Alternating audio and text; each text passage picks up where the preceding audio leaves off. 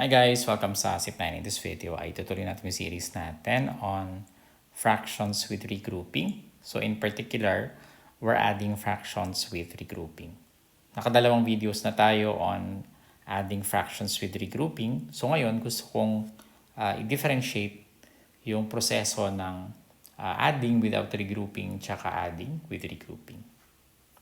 So una, without regrouping muna tayo. Ano ang usually na ginagawa pag without regrouping? Yung mixed number gagawin nating improper fraction. So 8 and 7/9. Paano maging improper fraction yan? Kung ano yung denominator ng mixed number, gano'n din yung denominator ng improper fraction. So isulat yung agad para hindi kayo malito.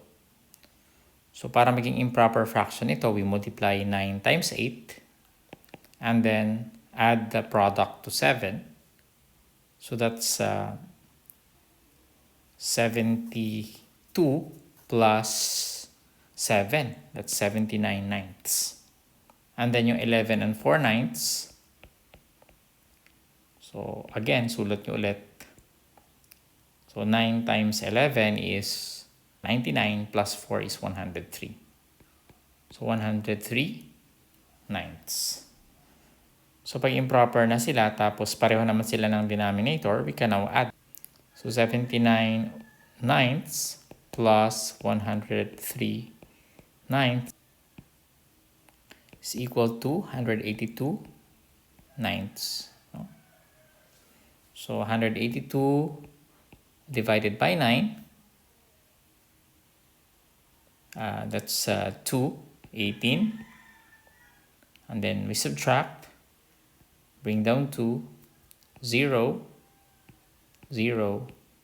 So that's 20, 20 and 2/9. So mahaba yung proseso, no?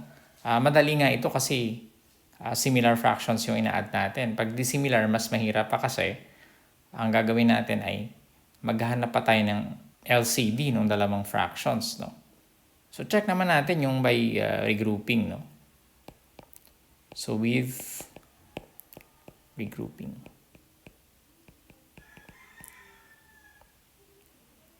Pag regrouping, usually ina-add natin siya in vertical form. So that's 8 and 7/9 plus 11 and 4/9. So gagawin lang natin dahil similar fractions naman, sulat lang natin magiging 11/9, no? Yung 7/9 plus 4/9 is 11/9. Pero improper ito. So gagawin natin siyang mixed number. So again, una ang gagawin natin is sulat muna natin yung denominator, which is the same as the improper fraction. Now, how many 9s are there in 11? Isa lang, di ba? And then, pag tinanggal natin yung isang 9 doon sa 11, may natirang 2. Kaya 1 and 2/9 siya. So, imbis na 11/9 yung isulat ko dito katulad kanina, susulat ko na lang ay 2/9. Tapos i-regroup ko ito dito, no? So pwede ko na i-add 1 plus 8 plus 11, that's 20. And pareho lang naman siya dito. Pero tignan niyo naman, di ba? Napakalayo nung steps, no? Ito ilang steps lang, pero ito sa taas napakarami. Alright, so mas mahirap pa yan pag addition of the similar fractions kasi again, kukunin nyo pa yung LCD tapos gagawin nyo pa equivalent fractions.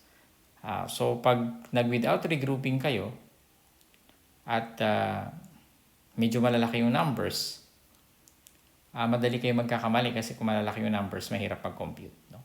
So that's also one of the advantages of adding with regrouping. Pag maliliit lang yung numbers, mas madali silang i-add. Alright, that's it. Sana na-convince kayo na mas maganda yung with regrouping. But of course, it's still your choice kung saan kayo mas komportable. Kung mas komportable kayo sa without regrouping, wala namang problema. No? Alright, maraming salamat. I'll see you in the next video. Huwag niyo kalimutang mag-subscribe. Bring your friends. See you!